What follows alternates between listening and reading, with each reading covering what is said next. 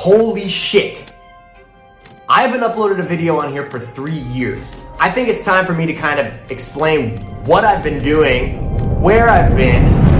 Bart Baker has had probably one of the worst and most tragic declines of any star that has come from the YouTube platform. A lot of the younger people that have only been on YouTube for a couple of years would probably not even recognize him by his name. However, for those of you who have been active YouTube users since the early to mid 2010s, you'll be all too familiar with his content.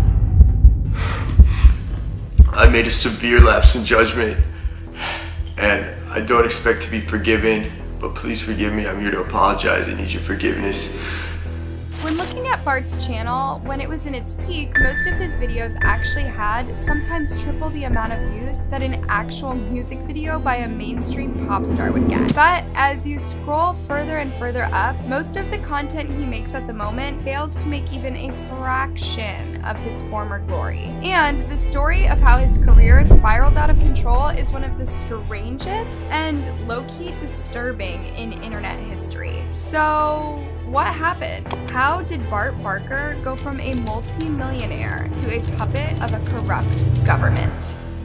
Bart's real name is Walter Baker, and he was born on May the 5th, 1986 in Chicago, Illinois. He went to New Trier High School before studying film at the University of Miami. Bart had seen the power of what sharing videos on social media could do for someone's career in the creative industry. And because of this, he started to upload YouTube videos, which would usually be filmed in his backyard with just a simple setup of a camera and a green screen. Bart was heavily inspired by the comedy trio, The Lonely Island, which consisted of Akvia Schaefer, Andy Samberg, and Jorma Taccone, who have all gone on to have extremely successful careers in Hollywood, most notably for their work on Saturday Night Live with Jimmy Fallon. The comedy trio was a huge inspiration for Bart when he first started his YouTube career, as they represented exactly what Bart's ultimate goal would be beyond being an internet comedian. Unlike most people who would spend years and years working on content just hoping for anyone to be able to see their videos on YouTube, Bart struck gold with his first attempt. In 2011, he posted the video, "Look Into My Eyes While I Masturbate," and it gained over 100,000 views. The video was about a future world where all the women on Earth have been replaced by robots. Bart knew from this moment that all of the planning and hard work that he had been putting in before even setting up his channel had paid off. And with his first creation already doing so well, it only added more fuel to keep him determined to dominate the platform. Bart realized that his niche and unique selling point in the YouTube world was parody videos, so he would often dress up as popular musicians and singers and replicate their videos in a way that mocked them, which was extremely popular with his audience that largely consisted of teenage boys. His first music video parodies would catch the attention of tons of people because Bart would usually have old men dress up in the craziest outfits and wigs to replicate pop stars like Katy Perry and Rihanna. And his first huge success was with his parody of the Katy Perry song California Girls, which now has nearly 60 million views. The old men that were playing the lead roles were used because it was encouraged by the production company that Bart was signed to at the time. However, as his videos gained a ton of views and he made more and more money, Bart left the production studio and at the same time left the old men out of his videos and started to dress up as the pop stars himself. Baker then moved to Los Angeles to advance his career, and in 2013 he signed with several different Hollywood talent agencies. His subscriber count grew by thousands every single day, and his videos got so popular that he was even able to acquire featured roles by huge celebrities such as the late comedian Joan Rivers and the legendary creator of the Marvel Comics,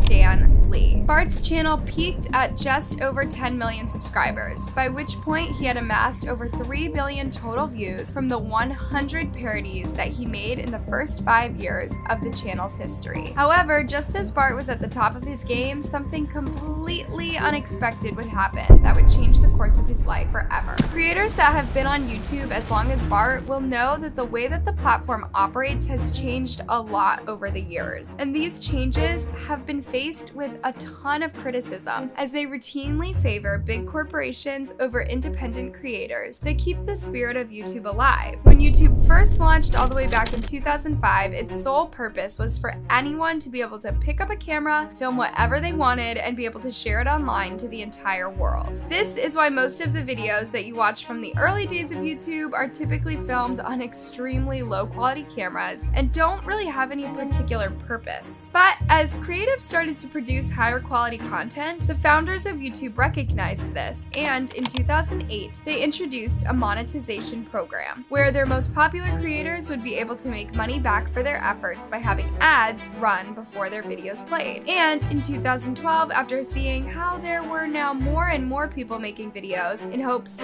of being able to make some money, YouTube opened up the monetization program to all users, meaning that now you would literally be able to quit your day job and dedicate your life to running a YouTube channel. This monetization program is what fueled Bart Baker's channel. When you watch a lot of his parodies when he was at his peak, you will often notice that they feature paid actors, luxury filming locations, and extremely high overall production quality. This is because as Bart made millions of views, he was also making millions of dollars. The money made from previous parodies would go straight into funding his next project, which would usually be just another guaranteed success. However, in 2018, things came crashing down in Bart's universe as what has often been called the YouTube apocalypse struck thousands of creators. And if you have ever watched one of Bart's parodies, you'll know that they aren't exactly known to be something that you can get the whole family to enjoy. So YouTube basically demonetized Bart's videos, which caused him to basically have his income slashed to just a small percentage compared to what it once was. This also had a serious knock-on effect with his future parodies, since he would basically need his videos to surpass tens of millions of views just to be able to break even and have the funds for a new parody. I'm sure you can imagine how stressful this must have been to have become so successful at the top of your game and all of a sudden be worrying about how you're even going to be able to keep your channel alive. But in this chaotic time, Bart made a decision to look for work elsewhere, and that is what caused him to move all the way from Los Angeles, USA to Shanghai, China.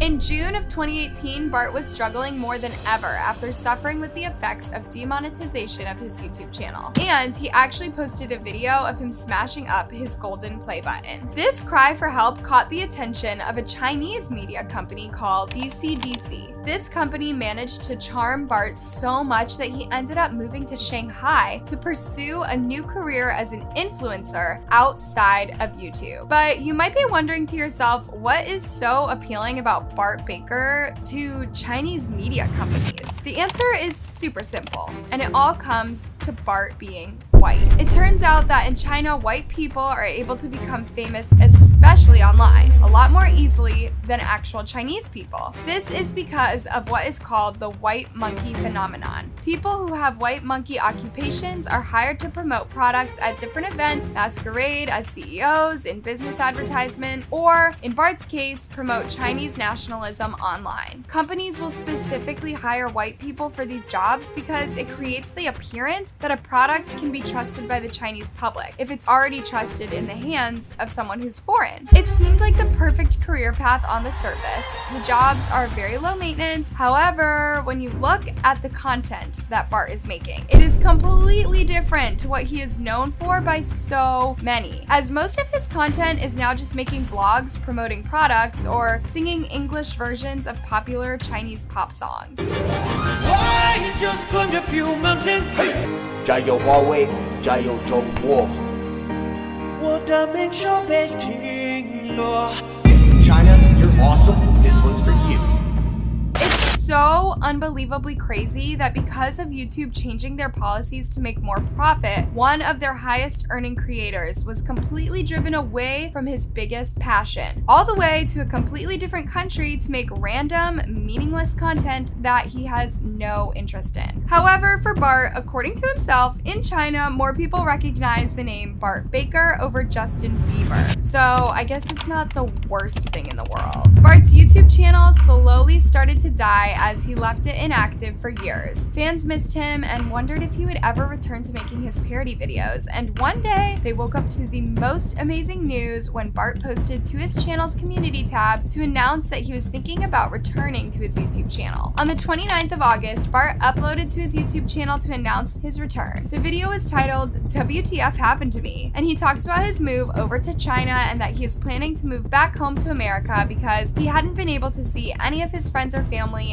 while he was away. He then followed his return up with a brand new song called Polydodge, which is all about a weird type of cryptocurrency. Polydodge was probably one of the strangest Bart Baker videos he has ever posted, which was really saying something when you take a look through his previous work. It wasn't actually a parody, and instead a genuine single that Bart had made now that he was trying to pursue a more serious music career. However, it completely came off as some sort of satirical joke. The song was so bad that Bart actually started to receive backlash, with tons of fans saying that they were disappointed that Bart had become the very thing that he once used to make a mockery of. The video has already been out for almost a year, however, it hasn't even reached 500,000 views yet, which Bart used to make literally in a day or two.